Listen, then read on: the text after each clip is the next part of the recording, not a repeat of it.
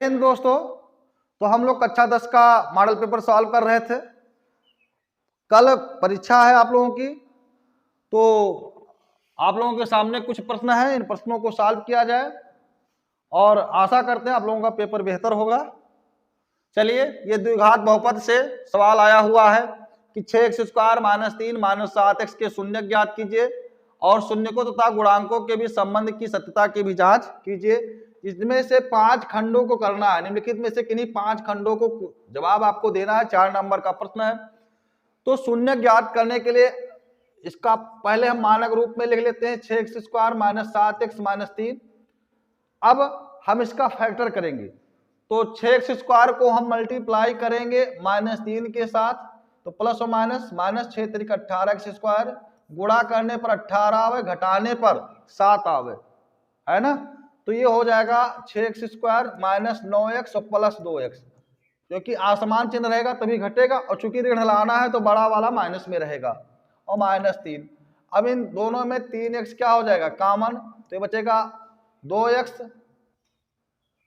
3x जब common ले लेंगे तो यहाँ 3 दूनी 6, 2x और 3 त्रिका 9, और यहाँ +1 कॉमन हो जाएगा 2x - 3। इस बात का ध्यान रहे कि जो गुणनखंड यहाँ आया है वही यहाँ आना चाहिए।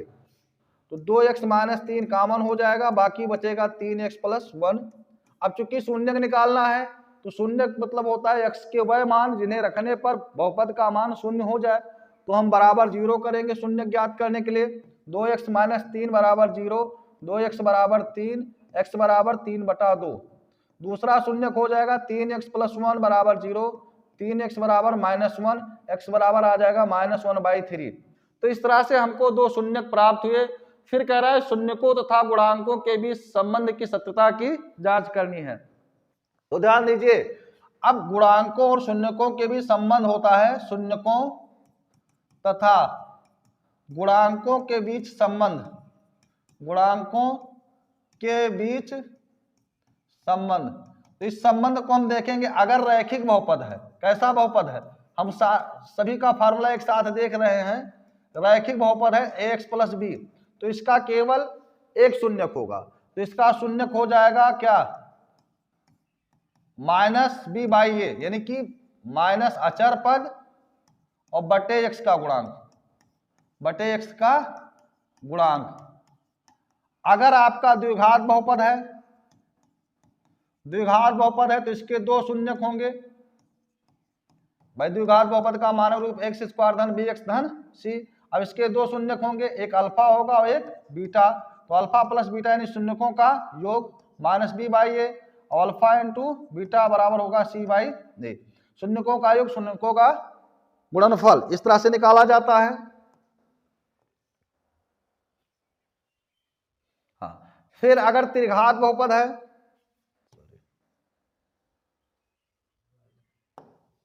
अगर ये त्रिघात बहुपद है, क्या है त्रिघात बहुपद, तो त्रिघात बहुपद का मानक रूप होता है x³ धन bx² धन cx और धन d। अब इसके 3 शून्यक होते हैं, अल्फा बीटा और गामा। तो alpha plus beta plus gamma ये होगा -b/a।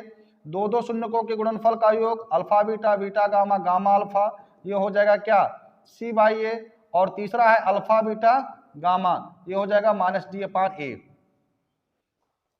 तो यहां आपका क्या है, यहां आपका द्विघात बहुपद था, ये वाला फार्मूला, ये द्विघात बहुपद का ये लिखा हुआ है 6x² - 7x और -3। तो a का मान 6 है, b का मान -7, c का मान 3। तो अल्फा प्लस बीटा बराबर क्या होता है -b/a। तो अल्फा के जगह पर एक शून्य 3/2 आया है, दूसरा शून्य आया है -1/3 बराबर -b की वैल्यू कितनी है, b की वैल्यू है -7 और a की वैल्यू है कितनी 6। अब अगर हम बात करेंगे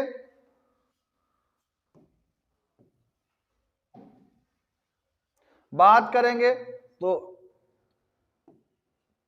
3/2 प्लस माइनस -1/3, और ये हो जाएगा -+ 7/6। 3 दूनी 6 और 3 त्रिका 9, 2 एकन्नम 2, 7/6, 9 में से 2 जाएगा 7/6, 7/6 बराबर 7/6। फिर है अल्फा इंटू बीटा बराबर c/a। तो अल्फा का मान 3/2, बीटा का मान -1/3, सी का मान दिया हुआ है, सी का वैल्यू दी हुई है -3 और ए की वैल्यू दी हुई 6, तो 3 से 3 कैंसिल, -1/2 -1/2। तो इसका मतलब जो शून्यकों और गुणांकों के बीच जो संबंध होता है वो भी वेरीफाई हो रहा है। तो इसका मतलब हमारे जो शून्यक हमने ज्ञात किया है वो शून्यक हमारे सही है। ठीक है भाई, अगर शून्यक सही है तो अल्फा प्लस बीटा बराबर -b/a और अल्फा इंटू बीटा बराबर c/a के संबंध पर वैल्यू बराबर आनी चाहिए। ये फार्मूला आप लोग देख लीजिएगा, हमने इकट्ठे लिखवा दिया है कि अगर रैखिक बहुपद है तो उसका शून्यक -b/a यानी -अचर/x का गुणांक, द्विघात बहुपद है तो दो शून्यक होंगे, एक अल्फा दूसरा बीटा, अल्फा प्लस बीटा और -b/a, अल्फा इंटू बीटा बराबर c/a, त्रिघात बहुपद है तो ax³ धन bx² धन cx धन d, जबकि a का मान शून्य ना हो, a का मान शून्य ना हो, यहाँ भी a का मान 0 ना हो, यहाँ भी a का मान 0 ना हो और यहाँ भी, क्योंकि अगर a 0 हो जाएगा तो x वाला पद ही खत्म हो जाएगा, रैखिक खत्म हो जाएगा। अगर यहाँ a 0 होगा तो द्विघात वाला खत्म हो जाएगा और यहाँ 0 हो जाएगा तो त्रिघात वाला खत्म हो जाएगा। तो इस बात का आप लोगों को ध्यान रखना है। बहुत बढ़िया क्वेश्चन, इस पर सवाल बनते हैं। अच्छा, कुछ इससे इंपॉर्टेंट सवाल और देख लेते हैं। हाँ, अगर दिया हुआ है कहीं दिया हुआ है, ध्यान देंगे, अगर दिया हुआ है शून्यकों का योग दिया है यानी अल्फा प्लस बीटा दिया है और शून्यकों का गुणनफल दिया है, शून्यकों का गुणनफल दिया है और हमें निकालना है क्या, द्विघात बहुपद निकालना है, द्विघात बहुपद निकालना है। तो इसके लिए फार्मूला होता है x² माइनस शून्यकों का योग alpha plus beta into x plus alpha into beta, ये फार्मूला होता है। इसको आप लोग ध्यान दे दीजिएगा, इस पर भी सवाल बनते हैं बोर्ड परीक्षा में। और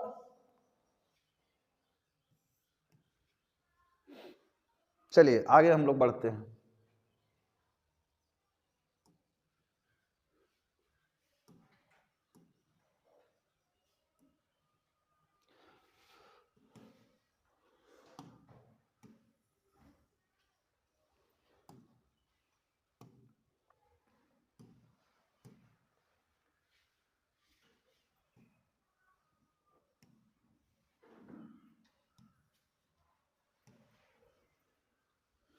अगला सवाल है, ये भी 4 नंबर का प्रश्न है।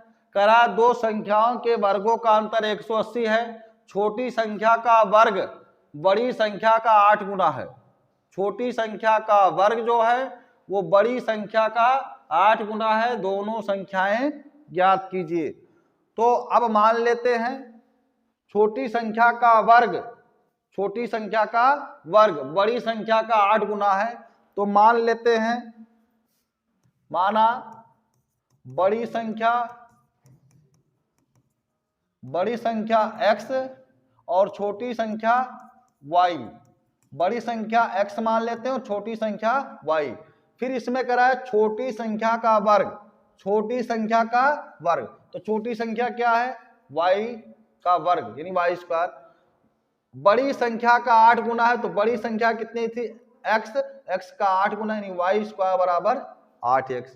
अब दो संख्याओं के वर्गों का अंतर, तो अंतर मतलब घटाओ, और बड़ी संख्या में से छोटी संख्या घटाया जाएगा, तो बड़ी संख्या का वर्ग माइनस छोटी संख्या का वर्ग बराबर 180, यानी इनका अंतर 180 दिया है। बड़ी संख्या के वर्ग माइनस छोटी संख्या का वर्ग बराबर 180, क्योंकि दो संख्याओं के वर्गों का अंतर 180 कह रहा है।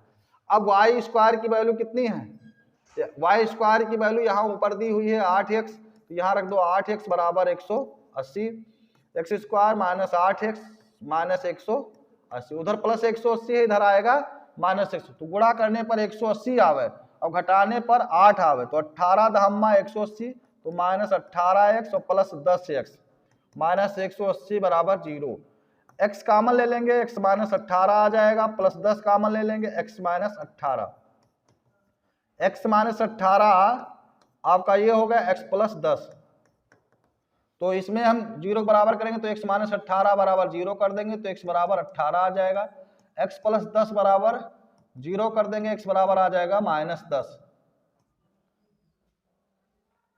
तो -10 हो नहीं पाएगा, -10 लेंगे तो ये काल्पनिक आने लगेगा, तो ये वाला अमान्य हो जाएगा, ये वाला अमान्य हो जाएगा, क्योंकि y² बराबर y² बराबर 8x है।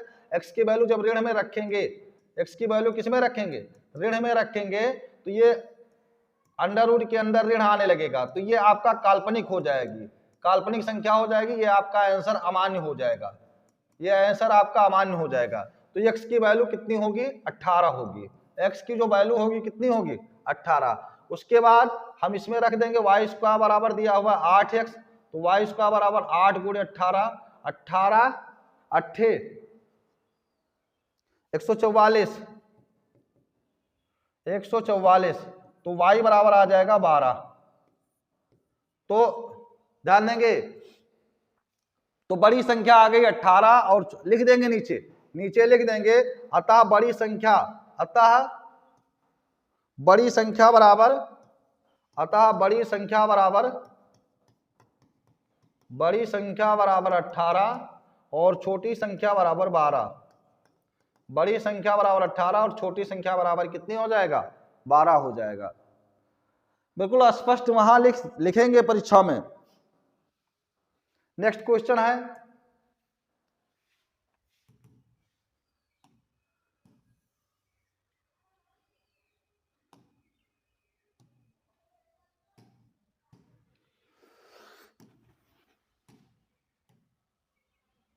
कह रहा है क्वेश्चन नेक्स्ट, सिद्ध कीजिए किसी वृत्त के किसी व्यास के सिरों पर खींची ये स्पर्श रेखाएं समांतर होती हैं।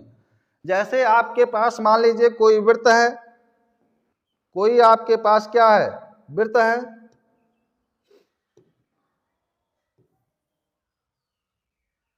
ये मान लो वृत्त है आपके पास।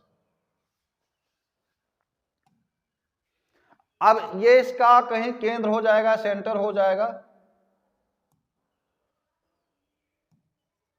ये सेंटर हो गया। अब इसका ये व्यास हो जाएगा, इसका क्या हो जाएगा, व्यास आपका मान लो AB हो गया, व्यास क्या हो गया, A और B। अब व्यास के सिरों पर हम स्पर्श रेखा खींचते हैं, व्यास के सिरों पर हम क्या खींचते हैं, ये स्पर्श रेखा खींच देते हैं, व्यास के सिरों पर स्पर्श रेखा खींच देते हैं। और कह रहा है स्पर्श रेखाएं समांतर होती हैं। तो ध्यान देंगे, दो रेखाएं समांतर कब होती हैं, या तो उनके संगत कोण बराबर हो, ये वाला कोण इस वाले कोण के बराबर हो, या दो रेखाएं तब समांतर होती हैं जब उनके एकांतर अंतः कोण बराबर हो, ये वाला इसके और ये वाला इसके। दो रेखाएं तब समांतर होती हैं जब एक ही ओर के अंतः कोणों का योगफल, इन दोनों कोणों का योगफल 180 अंश हो जाए, है ना। तो हम कोई भी चीज इसमें प्रूव कर सकते हैं। तो ये OA आपकी त्रिज्या हो जाएगी और PQ आपकी स्पर्श रेखा हो जाएगी। ऐसे चाहे तो आप लिख दें कि ज्ञात है वो केंद्र का एक वृत्त है जिसका व्यास AB है, व्यास A के सिरे पर खींची गई स्पर्श रेखा PQ है और व्यास B के सिरे पर खींची गई स्पर्श रेखा RS है।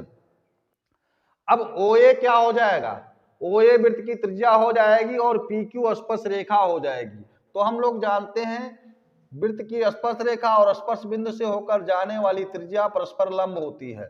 OA लंब हो जाएगा PQ पर, OA लंब हो जाएगा PQ पर, तो ये कोण कितना आ जाएगा, 90 अंश।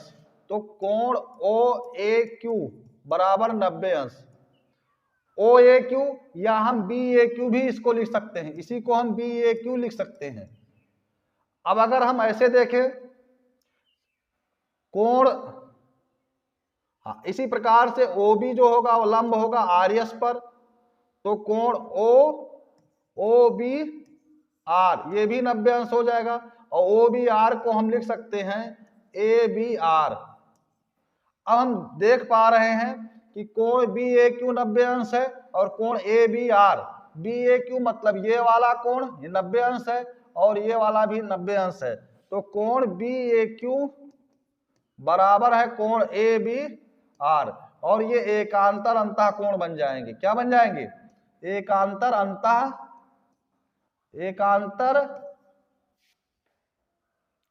कोण बन जाएंगे। अगर एकांतर अंतः कोण बराबर हैं तो रेखाएं समांतर होती हैं। रेखाएं क्या होती हैं, समांतर। अतः PQ समांतर हो जाएगा RS पर। चलिए नेक्स्ट क्वेश्चन,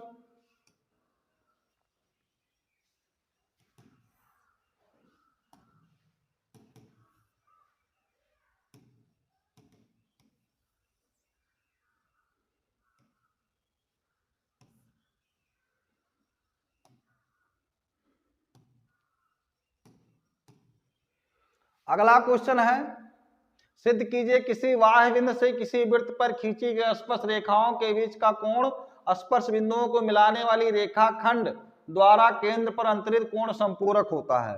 तो एक कॉन्सेप्ट है संपूरक का और एक कॉन्सेप्ट है कोट पूरक का। संपूरक कोण किसे कहते हैं? जब दो कोणों का योग, जब दो कोणों का योग, दो कोणों का योग कितना हो? 180 हो। जब दो कोणों का योग कितना हो? 180 हो, तो उसको हम संपूरक बोलते हैं। और कोट पूरक को पूरक भी बोला जाता है। कब? जब दो कोणों का योगफल कितना हो? दो कोणों का योग आपका 90 हो। यहां योग बढ़ा लीजिए। तो जब दो कोणों का योगफल 180 होगा तो उसको संपूरक कोण बोलते हैं, और जब दो कोणों का योगफल 90 अंश होता है तो उसको हम कोट पूरक बोलते हैं। तो कह रहा है सिद्ध कीजिए किसी बाह्य बिंदु से, तो एक आपका वृत्त है, एक क्या है? एक आपका वृत्त है, ये वृत्त हो गया, और इस पर हम लोग क्या करेंगे? ये इसका केंद्र हो जाएगा। अब इस पर हमको क्या करना है? बाह्य बिंदु से वृत्त पर स्पर्श रेखा। तो बाह्य बिंदु, बाहर बिंदु एक P हो गया, P से स्पर्श रेखाएं खींची जाती हैं, P से स्पर्श रेखाएं खींची जाती हैं। एक स्पर्श रेखा हो गई आपकी क्या? A मान लेते हैं, इसको B मान लेते हैं। तो एक स्पर्श रेखा आपकी PA होगी और एक स्पर्श रेखा PB। तो स्पर्श रेखाओं के बीच का कोण माने ये वाला कोण स्पर्श बिंदुओं को मिलाने वाले रेखाखंड द्वारा केंद्र पर, तो स्पर्श बिंदुओं को केंद्र से रेखाखंड द्वारा अगर इसको ऐसे मिलाएंगे तो ये कोण, इन दोनों कोणों का योगफल हमको दिखाना है 180 अंश होगा। तो हम लोग जानते हैं, ध्यान देंगे, हम लोग जानते हैं PA स्पर्श रेखा है और OA स्पर्श बिंदु से जाने वाली त्रिज्या है। तो OA लंब होगा PA पर और OB लंब होगा PB पर। अब अगर हम चतुर्भुज की बात करें, चतुर्भुज PAOB की बात करें, तो चतुर्भुज के चारों कोणों का योगफल कितना होता है? 360 अंश। तो आप ऐसे कह सकते हैं कोण P धन कोण PAO धन कोण AOB धन कोण PBO बराबर 360 अंश। कोण P हमको दिखाना है, कोण PAO मतलब ये कोण 90 अंश हो जाएगा, ये कोण 90 हो गया। AOB ये देखना है, PBO भी 90 हो जाएगा बराबर 360, क्योंकि त्रिज्या स्पर्श रेखा लंब होती। तो कोण P धन कोण AOB बराबर 360 माइनस 90 180, उधर जाएगा माइनस 180 हो जाएगा। कोण P धन कोण AOB बराबर आ जाएगा 180 अंश। तो यही हमको सिद्ध करना था कि ये कोण और ये कोण दोनों मिल करके 180 अंश बनाएंगे, यानी संपूरक होंगे। ठीक है, कह रहा था बाह्य बिंदु से किसी वृत्त पर खींची गई स्पर्श रेखाओं के बीच का कोण, स्पर्श रेखाओं के बीच का कोण स्पर्श बिंदुओं को केंद्र से मिलाने वाले रेखाखंड द्वारा केंद्र पर अंतरित कोण संपूरक होता है। मतलब ये कोण और ये कोण का योगफल कितना होगा? 180 अंश हो जाएगा, तभी संपूरक कहेंगे। अगला प्रायिकता का सवाल है, बहुत बढ़िया सवाल है। अब इसी टाइप के प्रश्न पेपर में बनने की संभावनाएं होती हैं, और इसी के आसपास क्वेश्चन आप लोग देख लीजिएगा, पर्याप्त हो जाएगा। फिर कह रहा है एक थैले में 3 लाल गेंदें हैं और 5 काली गेंदें। इस थैले में से एक गेंद निकाली जाती है, इसकी प्रायिकता क्या होगी कि गेंद लाल है, दूसरा लाल नहीं है। तो भाई लाल गेंद की संख्या कितनी है? लाल गेंद कितना है? लाल गेंद आपका हो जाएगा 3 और काली गेंद हो जाएगी आपकी कितनी? 5। अब कुल गेंद आपकी हो जाएगी, कुल गेंद हो जाएगी 3 + 5 यानी कि आ जाएगा 8। प्रायिकता हमारा होता है अनुकूल परिस्थितियां बटे कुल परिस्थितियां। तो लाल गेंद निकलने की प्रायिकता, लाल गेंद निकलने की प्रायिकता मतलब संभावना। अब परीक्षा आप लोगों की खत्म हो जाए उसके बाद हाई स्कूल की डिटेल्स क्लास आपको मिलेगी। लाल गेंदें आपकी कितनी है? 3, कुल गेंदें कितनी है? 8। तो लाल गेंद निकालने की प्रायिकता 3/8। अब फिर कह रहा लाल गेंद ना हो, तो लाल गेंद ना हो इसका मतलब हो गया काली गेंद हो। लाल गेंद ना हो अर्थात काली गेंद हो। तो एक तरीका ये है, 1 में से 3/8 को घटा देंगे और या काली गेंद कितनी है? 5 और कुल गेंदें 8, 5/8। इस तरह से सवाल बने। बहुत आसान सवाल है।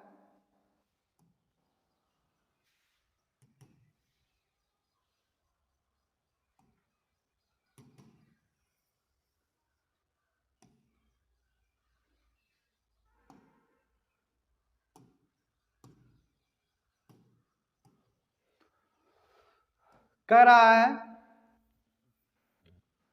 नीचे दिए गए बंटन का माध्यक 28.5।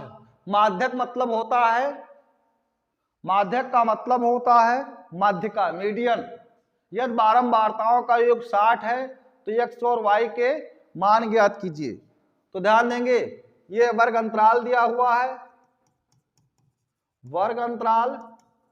दूसरा दिया हुआ है बारंबारता और तीसरा हम लोग बनाएंगे संचयी बारंबारता। संचयी बारंबारता, माध्यिका निकालने के लिए आपको संचयी बारंबारता निकालनी होती है। ये दिया हुआ है 0 से 10, 10 से 20, 20 से 30, 30 से 40, 40 से 50 और 50 से 60। बारंबारता दिया हुआ है 5, x 20, 15, y और 5। संचयी बारंबारता बना लेंगे। बारंबारताओं का योग जो दिया है n = 60 दिया हुआ है। हम वैसे जोड़ भी लेंगे इनको जोड़ने पर आ रहा है 15, 5, 20, 20, 40 और 5, 45। ये आ जाएगा 45 + x + y। और यही दिया हुआ है क्या? बारंबारताओं का योग 60 दिया हुआ है, तो इनका मान 60 हो जाएगा। यानी कि n का मान जो आ जाएगा, एक तो हमें x और y का मान ज्ञात है, उसको जोड़ने पर आ रहा है 45 + x + y बराबर कितना आएगा? 60। सभी बारंबारताओं का योग 60 आना चाहिए। तो एक समीकरण हमसे बन जाता है 45 + x + y = 60। यानी x + y बराबर आ जाएगा 15। 60 में से 45 जाएगा 15। दूसरा ये हो जाएगा 5 + x। भाई पहला ऐसे 5 उतारेंगे फिर 5 + x हो जाएगा और 20, 5, 25 + x, 25 और 15, 40 + x। 40 + x में y जुड़ेगा, 40 + x + y और 40 में 5 जुड़ जाएगा, 45 + x + y। फिर हम माध्यक वर्ग का चयन करेंगे। किसका चयन करेंगे? तो चूंकि माध्यक वर्ग के लिए माध्यक वर्ग का चयन करेंगे तो कितना है? 60/2 यानी कि 30वें पद का मान। 30वें पद में माध्यक वर्ग होगा। तो भाई 5 + x में 30 आने की संभावना नहीं है। ये 40 + x से 30 से ज्यादा हो गया, इसी में 30 आएगा, इसी में। तो माध्यक वर्ग आपका जो चुना जाएगा वो 20 से 30 हो जाएगा। तो माध्यक वर्ग हो जाएगा 20 से 30, है ना। और ये आपकी बारंबारता लिखी जाएगी और यहां पर हम लिखेंगे C या कुछ किताबों में कैपिटल F। तो फार्मूला होता है माध्यिका का L1 L1 मतलब माध्यक वर्ग की निम्न सीमा L2 माइनस L1 अपान F n/2 minus C। L1 का मान आपका 20 हो जाएगा, L2 का मान है 30 माइनस 20, ये L1 हो जाएगा, ये L1 हो जाएगा और ये L2 हो जाएगा, और बटे बारंबारता दी हुई है 20, n का मान 60/2 और C का मान हो जाएगा 5 प्लस x, तो माइनस से मल्टीप्लाई हो जाएगा 5 माइनस x। चलिए आगे हम देखेंगे 30 में से 20 जाएगा 10/20, 60 को 2 से भाग करेंगे 30 आ जाएगा, -5 माइनस x। अच्छा माध्यिका दी हुई थी, कितना दिया हुआ था 28.5 दिया हुआ था, 28.5 दिया हुआ था, तो इसकी वैल्यू हो जाएगी 28, यमी का मान 28.5, 20 और ये 1/2 आ जाएगा, 30 में से 5 जाएगा 25 माइनस x, तो 28.5 प्लस 20 है, इधर आएगा -20 हो जाएगा, 1/2 25 माइनस x, ये आ जाएगा कितना 8.5 और उधर बटा 2 है, इधर आएगा गुणा हो जाएगा 25 माइनस x, तो ये आ जाएगा x, ये आ जाएगा 17, 25 माइनस x, तो x बराबर आ जाएगा 25 माइनस 17, 17 8 25, x की वैल्यू 8 आ जाएगी, और x समीकरण 1 में देख रहे हैं तो x प्लस वाई बराबर 15 था, x की वैल्यू 8 रख देते हैं, y बराबर 15, तो y बराबर आ जाएगा 15 में से 8 जाएगा 7, तो x की वैल्यू 8 आ गई और y की वैल्यू 7 आ गई। एक बार इसको आप लोग फिर से देख ले, ये इंपॉर्टेंट सवाल है, इस टाइप के सवाल पूछे जाते हैं। माध्यिका वाला ये फार्मूला आप लोग याद कर लीजिएगा।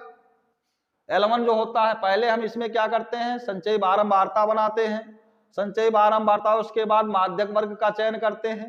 माध्यक वर्ग 60 पदों की संख्या 60 थी, तो 60/2 यानी कि 30वें पद में माध्यक वर्ग होगा, 30वां पद 25 प्लस x में पाया जाएगा, तो माध्यक वर्ग आपका आ जाएगा 20 से 30, माध्यक वर्ग आपका क्या हो जाएगा 20 से 30, तो L1 का मान 20, L2 का मान 30। अब इसके सामने बारंबारता में उसको f लिखेंगे, और ये जो आपने माध्यक वर्ग चयन किया है, माध्यक वर्ग जो चयन किया है, इसके पहले संचयी बारंबारता में c होगा, तो फार्मूला हो जाएगा L1 plus L2 minus L1 अपान f into n/2 minus c। अब L1 का मान 20, L2 का मान 30 माइनस 20, और यहाँ माध्यिका की माध्यक वर्ग की बारंबारता आई है 20, n का मान 60/2 और c का मान है 5 प्लस x, तो माइनस से मल्टीप्लाई होगा तो दोनों माइनस हो जाएंगे। इसको देख लीजिएगा, बढ़िया सवाल है। आगे क्लास हम लोग नेक्स्ट वीडियो में हम लोगों को मिलेगी, कुछ क्वेश्चन हम इंपॉर्टेंट क्वेश्चन भी आप लोगों को शाम वाली क्लास में बताएंगे। कल आप लोगों का पेपर है, आज हम लोग ज़्यादा से ज़्यादा क्वेश्चन प्रैक्टिस करेंगे। धन्यवाद। आप लोग